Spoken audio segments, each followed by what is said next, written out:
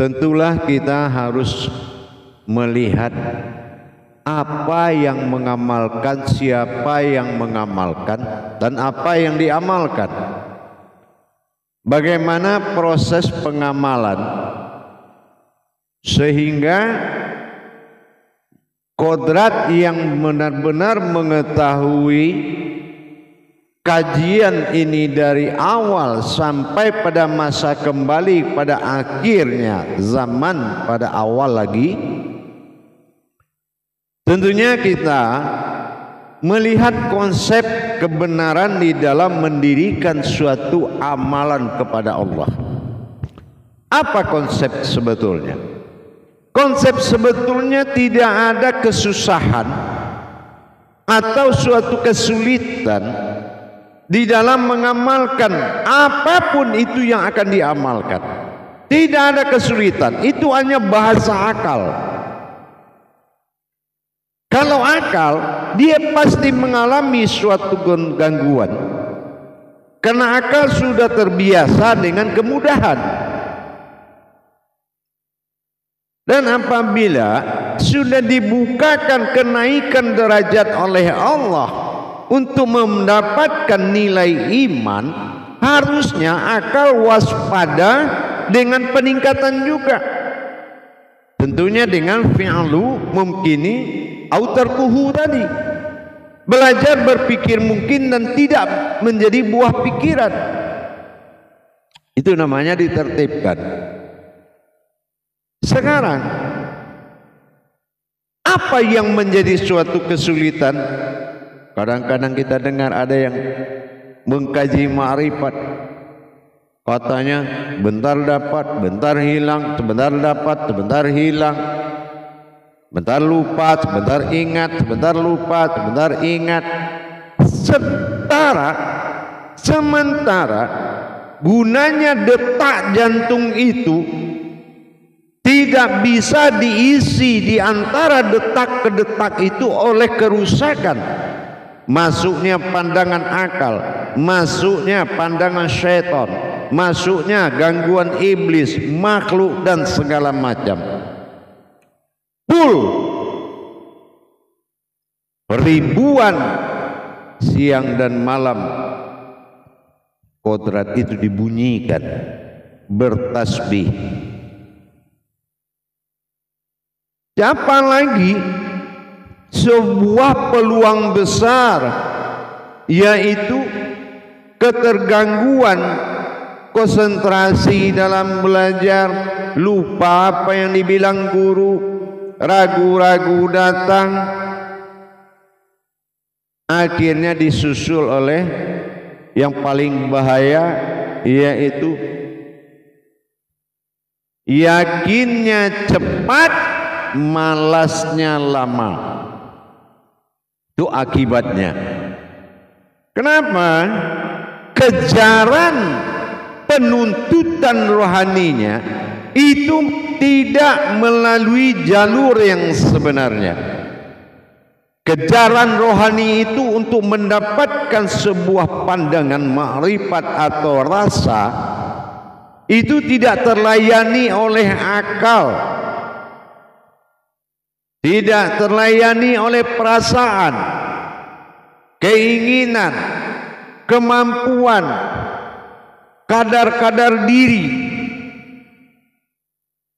Maka kita kembali kepada wujud kaji yang sebenarnya, yang tidak kenal kesulitan, yang tidak kenal susah, yang tidak kenal payah. Siapa yang bersaksi? Ingat, yang bersaksi.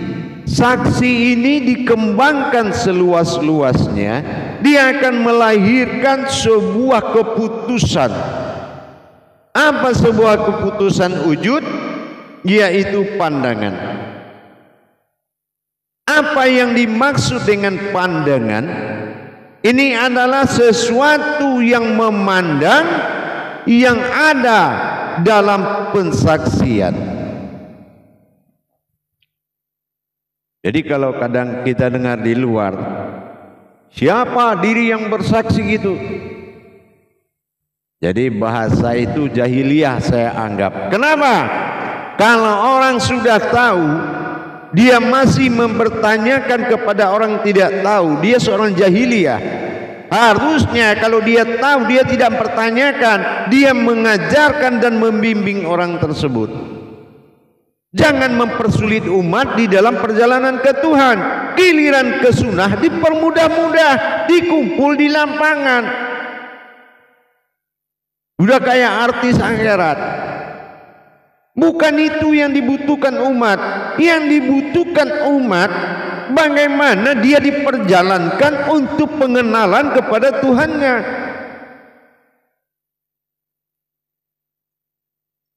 Biarlah didapati sedikit umat untuk manfaat oleh orang banyak, daripada kita mendapatkan umat yang banyak tapi nggak ada bermanfaat kepada satu orang. Nah, ini adalah faktor, adalah kajian perjuangan yang tidak melalui kodratnya. Mana diri yang dikatakan memandang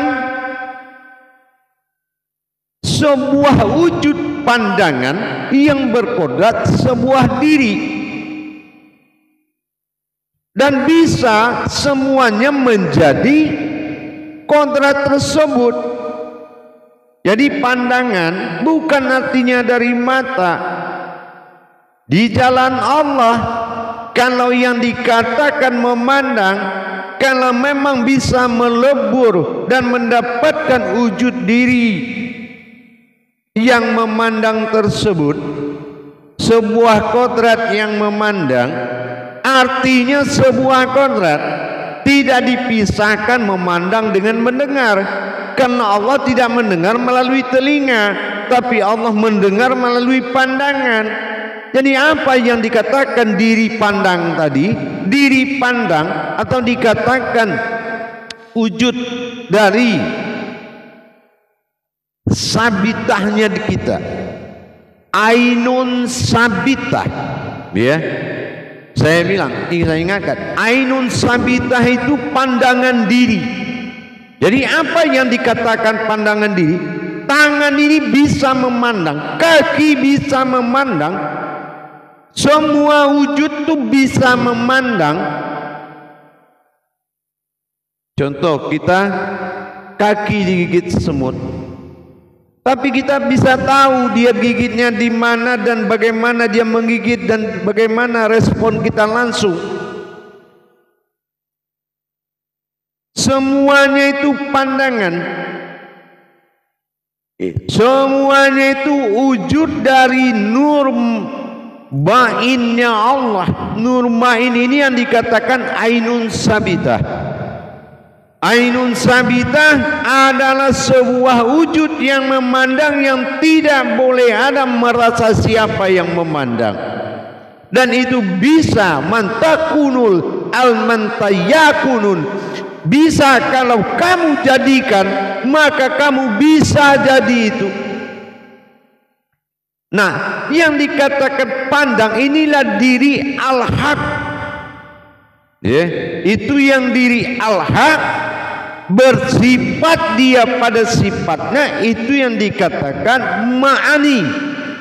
Dari ma'in awal mula jadinya. Kenapa? Yang 7 itu kan dihimpun menjadi satu. La masirun illallah, la mawjudun illallah,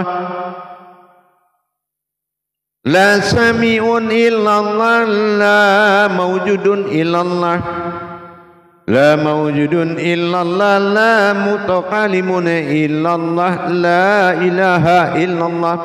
Jadi kalau kita bagaimana melenyapkan semua sifat menjadi al-haq, ahad adalah wujud dari pandang, maka disinilah semua diri.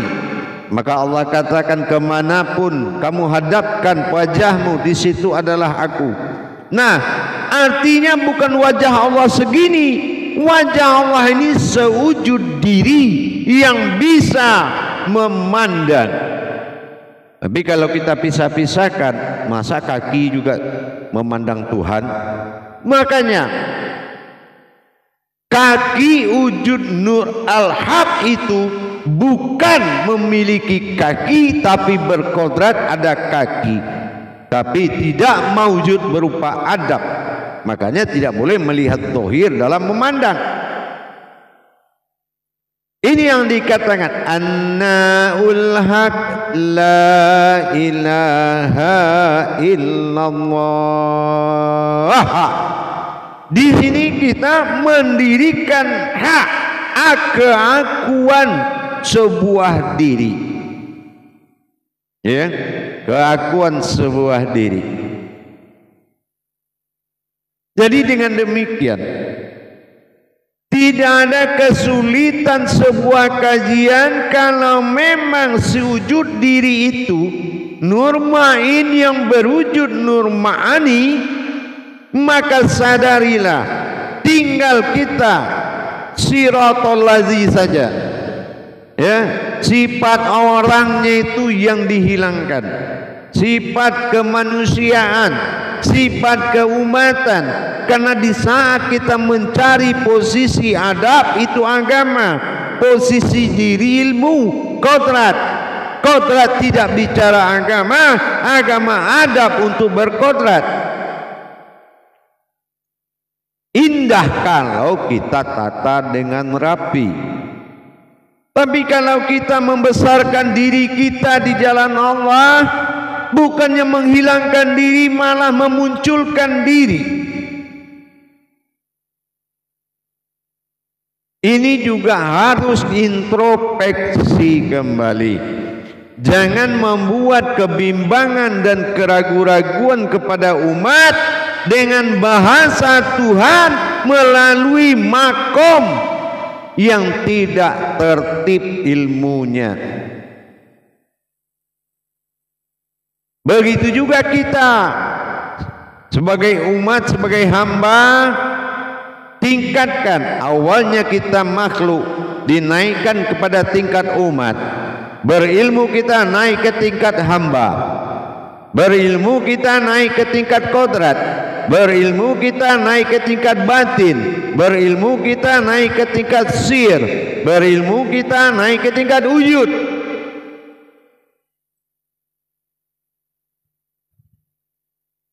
Jadi mendapatkan nilai sebuah diri dalam tuntutan pensaksian, harus kita benar-benar mengetahui makna yang dimaksud oleh Allah. Makna dari aku bersaksi, udah jelas aku itu datangnya dari hu, datangnya dari la. Artinya sebuah kekuatan rahasia. La menjadi aku, ilah adalah Tuhan, lahu hu menjadi aku. Ini yang dikatakan ilmu nahu. Jadi bagaimana aku, ilah. Nah ini bagaimana kita menghidupkan kodrat ketuhanan di dalam diri kita, karena kita berawal dari diri berawal dari Allah, wujud Tuhan wahid tunggal awal mula jadi. Jadi kita harus memakai kodratnya sendiri di dalam menjalankan perintahnya. Jangan memakai kodrat kita. Ini akan menemui kesulitan dan hambatan yang tinggi. Akhirnya kita bingung membedakan mana ilmu Tuhan, mana ilmu orang. Akhirnya kita ketemu orang peragaan ilmu, demo ilmu, demo kalam, demo aras, segala macam. Toh buktinya takbirmu diangkat dalam sholat, kamu masih gagal menghadirkan ketuhanan dan keumatan berpadu dalam kematianmu. Masih kamu gagal menghadirkan ketuhanan dan keumatan di dalam kematianmu. Qabla mutu anta mutu. Cerita kemana-mana, kaji setinggi apa, takbirmu gagal, nilaimu di situ. Kenapa? Kamu tidak mampu masuk ke alam tuntutan paling tinggi, yaitu alam saksi, fardu wajib, ain, pandangan atau menyaksikan. Inilah aku bersaksi, mana diri yang menyaksikan, dari nur ma'in maujud menjadi nur ma'ani. Inilah diri yang bersifat. Itu yang dikatakan himpunan al-haqqullah dengan wujud ainun sabitah, dengan wujud ainun sabitah.